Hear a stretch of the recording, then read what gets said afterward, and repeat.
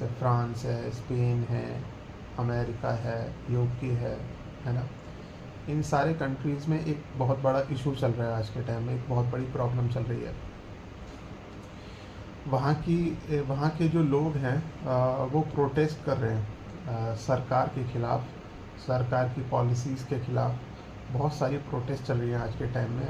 बहुत सारे लोग सड़कों पे उतरे हुए हैं और उनकी कुछ डिमांड है सरकार से, लेकिन सरकार उनकी बातों को सुन नहीं रही है आज एक्चुअली। और वहाँ के जो लोग हैं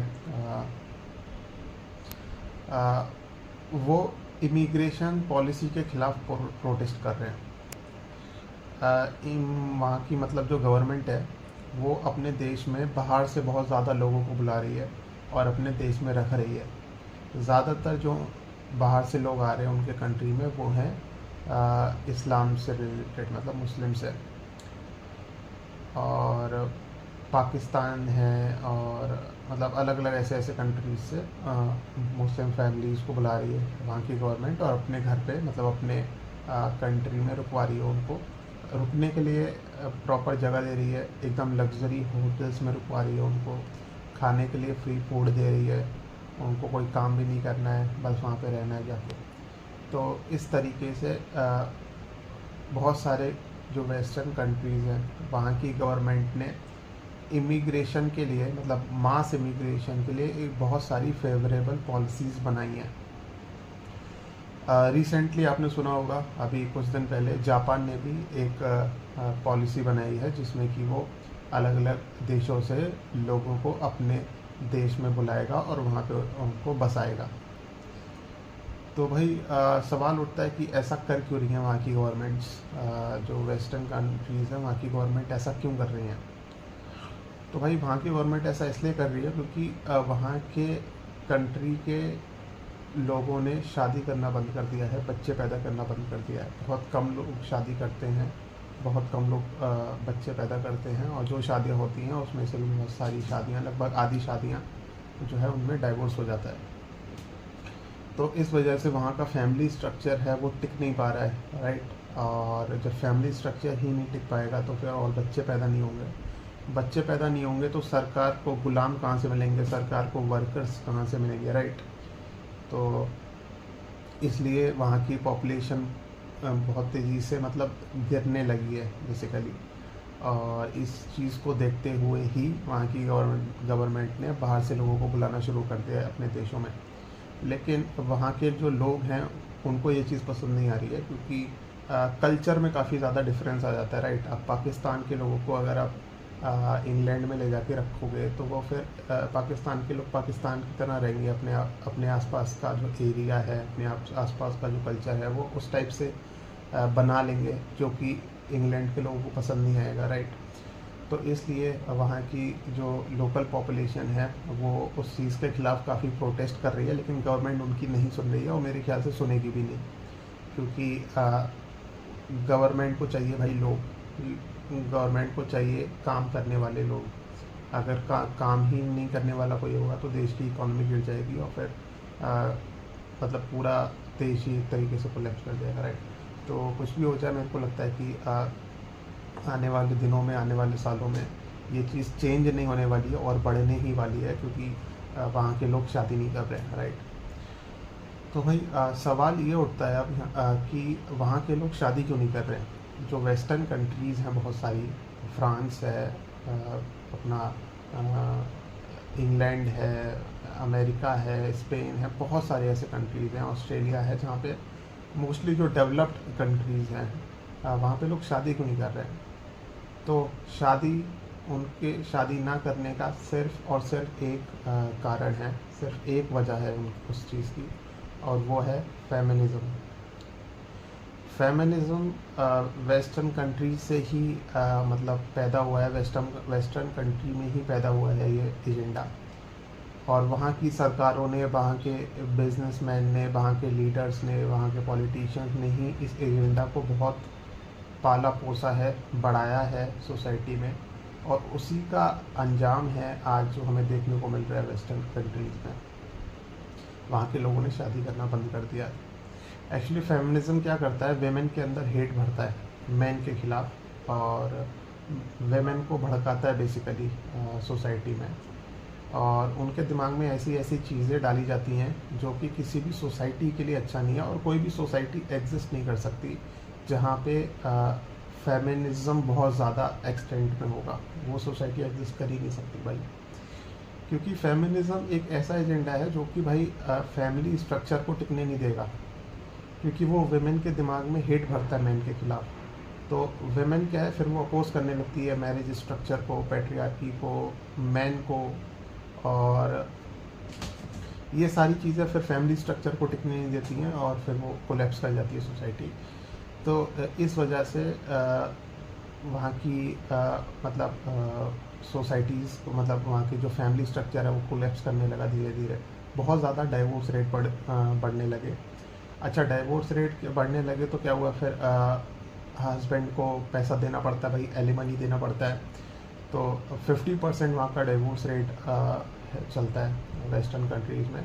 अब भाई कौन ही लड़का शादी करेगा जहाँ पे उसको पता है कि भाई उसको 50% चांस है अपनी प्रॉपर्टी लूज़ करने का, ज़िंदगी भर मतलब बस पैसा देते रहने का, किसको मन करेगा, राइट। तो इसलिए वहाँ के लड़कों ने शादी करना ही बंद कर दिया है। पिछले 3-4 साल में ये चीज़ बहुत तेज़ी से बढ़ी है वेस्टर्न कंट्रीज़ में, और उसका इफ़ेक्ट जो है अब हमें देखने को मिलने लगा है। लेकिन गवर्नमेंट ने उस चीज़ को कभी सॉल्व नहीं किया, उस इशू को सॉल्व नहीं किया। जो एलिमनी और मेंटेनेंस वाला जो इशू है, उस चीज़ को गवर्नमेंट ने कभी नहीं समझा।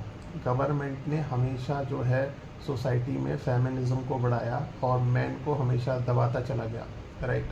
तो उसका असर फिर ये हुआ कि मैन ने शादी करना बंद कर दिया। जब मैन ने शादी बंद कर दिया करना, तो वहाँ की पॉपुलेशन गिरने लगी, और पॉपुलेशन गिरने लगी तब भी गवर्नमेंट ने एलिमनी, मेंटेनेंस और चाइल्ड सपोर्ट का इशू सॉल्व नहीं किया। मतलब मैन को क्या दिक्कत है, मैन की शादी नहीं कर रहे हैं, उस चीज़ पे ध्यान नहीं दिया गवर्नमेंट का। गवर्नमेंट ने क्या किया, बाहर से लोगों को बुलाना शुरू कर दिया, और बाहर से भी ऐसे ऐसे कंट्रीज से, पाकिस्तान से, मोस्टली मुस्लिम कंट्रीज से बुलाना शुरू कर दिया। क्योंकि यूरोपियन कंट्रीज़ में तो लगभग हर कंट्री पे पॉपुलेशन गिर ही रही है, तो और किसी कंट्री से कैसे बुला सकते हैं। तो उन्होंने ऐसी ऐसी कंट्री से बुलाना शुरू कर दिया अपने यहाँ पे। अब वहाँ पे भाई बहुत बहुत ज़्यादा क्लैशेस हो रहे हैं लोगों के बीच में, क्योंकि कल्चर का इतना ज़्यादा डिफरेंस है, रहन सहन का इतना ज़्यादा डिफरेंस है। जो वहाँ पे इमिग्रेशन करके लोग पहुँचे हैं, जो मोस्टली मुस्लिम फैमिलीज़ हैं, उनको पता है कि गवर्नमेंट से उनको सपोर्ट है पूरी तरीके से, इसलिए वो और ज़्यादा लोकल लोगों को दबा रहे हैं, और बहुत ज़्यादा पब्लिक क्लैशेस हो रहे हैं उनके बीच में। तो इस वजह से काफ़ी ज़्यादा प्रोटेस्ट वगैरह चल रही हैं वेस्टर्न कंट्रीज़ में। ये सब आपको देखने को मिल जाएगा यूट्यूब पर आजकल। तो ये सब बताने का जो मेरा एजेंडा था आपको, वो ये है कि आने वाले सालों में मुझे लगता है इंडिया में भी हमको कुछ कुछ ऐसा सीन बनता हुआ दिख रहा है, क्योंकि हिंदू मैरिज एक्ट में चेंजेस कर दिए गए हैं, और इस बहुत ऐसे ऐसे चेंजेस कर दिए गए हैं, ऐसे ऐसे 22 लॉज बना दिए गए हैं जिसको देखते हुए कोई भी आदमी, कोई भी यंग मैन जो है वो शादी नहीं करेगा, राइट। और इसीलिए इंडिया में भी आजकल आप लोग सुन रहे होंगे कि बहुत सारे लड़के शादी नहीं कर रहे हैं और नहीं करना चाह रहे हैं, राइट। ये सिर्फ शुरुआत है, आने वाले दिनों में और ज़्यादा नंबर बढ़ेगा ऐसे मैन का जो कि शादी नहीं करेंगे।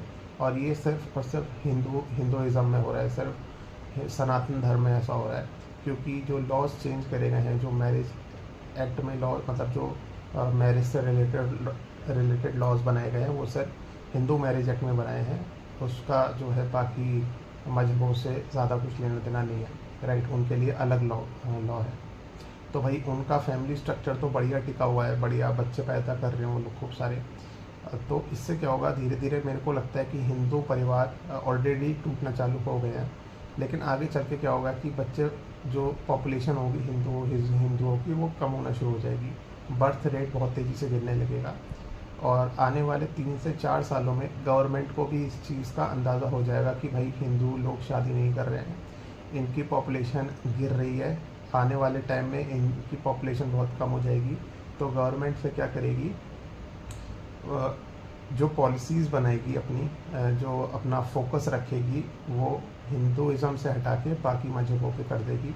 और फिर जो पॉलिसीज़ होंगी वो उनके धर्म के हिसाब से बनेंगी और उन्हीं की पॉपुलेशन ग्रो करेगी, राइट, इंडिया में भी। तो ये मेरे को होता हुआ दिखाई दे रहा है आने वाले कुछ सालों में इंडिया में, और इसका जो सोल रीज़न है वो है फेमिनिज़म, जैसा कि मैंने आपको समझाया। और मेरे हिसाब से बहुत ज़्यादा ज़रूरत है फेमिनिज़म को कंट्रोल करने की आज के टाइम में। एक टाइम तक और एक लेवल तक, एक लिमिट तक ठीक था फेमिनिज़म, लेकिन अब क्या है कि सोसाइटल स्ट्रक्चर को एक तरीके से क्रम्बल करने की कोशिश कर रहा है फेमिनिज़म। फेमिनिज़म जो है वो वेमेन को भड़काता है मैन के ख़िलाफ़ और उनको कंपेल करता है अपनी फैमिली तोड़ने के लिए। मतलब फेमिनिज़म क्या है, जैसे आपको मैं एक एग्जांपल देता हूँ। फेमिनिज़म जो है ना, वेमेन के दिमाग में ये डालता है कि भाई अगर तुम शादी में हो, राइट, और अगर तुम पुराने ज़माने की तरह रह रही हो, मतलब तुम हाउसवाइफ हो, तुम हस्बैंड के लिए, हस्बैंड को सपोर्ट प्रोवाइड कर रही हो, हस्बैंड के लिए काम कर रही हो, अपने बच्चे पैदा कर रही हो और अपनी फैमिली का ध्यान रख रही हो, तो इसका मतलब तुम पुराने तरीके से जी रही हो, तुम पुरानी सोच वाली हो, तुम मतलब खुली सोच वाली नहीं हो, तुम एम्पावर्ड नहीं हो, तुम आज़ाद नहीं हो, राइट। इस तरीके से वेमेन के दिमाग में गलत चीज़ें भरी जाती हैं। ये सिर्फ मैंने आपको एक एग्जांपल दिया है, इसके अलावा बहुत सारी ऐसे टेक्निक्स होती हैं, बहुत सारे ऐसे तरीके होते हैं जिससे वेमेन को भगाया जाता है मैन के खिलाफ, राइट। तो ये सब आज के टाइम में चल रहा है, हमारी सोसाइटी में स्टार्ट हो गया ऑलरेडी। डिफरेंट आर्टिकल्स के थ्रू, सोशल मीडिया के थ्रू और अलग अलग ज़रियों के थ्रू वेमेन के दिमाग में ये सारी चीज़ें भरी जा रही हैं धीरे धीरे, और इसीलिए आप देख रहे हो कि कितना डाइवोर्स रेट बढ़ना शुरू हो गया अब इंडिया में। पहले 0.1% भी नहीं था शायद इंडिया में डाइवोर्स रेट, लेकिन अब बहुत ज़्यादा बढ़ रहा है। और इसीलिए आने वाले टाइम में लड़के शादी करना बंद कर देंगे, क्योंकि कौन भाई ज़िंदगी भर मेंटेनेंस और एलिमनी देना चाहेगा, ये बताओ, फालतू में, राइट। तो गलती मैन की नहीं है मेरे हिसाब से, वो अपनी जगह बिल्कुल ठीक है। ज़िंदगी भर उन्होंने मेहनत करके एक नौकरी ली और नौकरी करके फिर अपनी आधी सैलरी ज़िंदगी भर वो अपने किसी ऐसे इंसान को दे रहे हैं जिसको वो बहुत ज़्यादा हेट कर रहे हैं, राइट। बदले में उनको कुछ मिल नहीं रहा है, तो भाई कौन ही शादी करना चाहेगा। तो ये एक चीज़ है।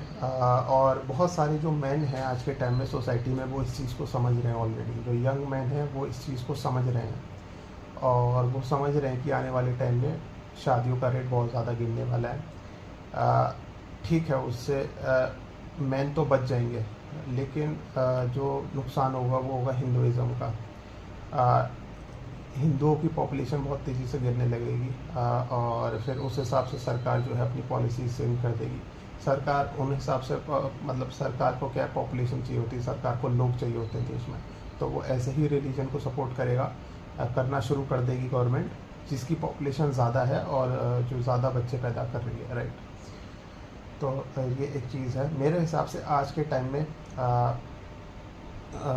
बहुत सारे हमारे जो धर्म गुरु हैं ना, जो रिलीजियस लीडर्स हैं हिंदुज़म में, उन्होंने इस चीज़ को एक्चुअली ऑलरेडी पहचान लिया है, समझ लिया इस चीज़ को, और इसीलिए आजकल आप देख रहे हो कि वो इस चीज़ का अपोज कर रहे हैं। कई सारे ऐसे बयान देते हैं जिससे फेमिनिज़म को चोट पहुँचे, और इसीलिए आपने अभी जल्दी में ही कुछ ऐसे मतलब वो झगड़े होते हुए सुने होंगे अपनी सोसाइटी में।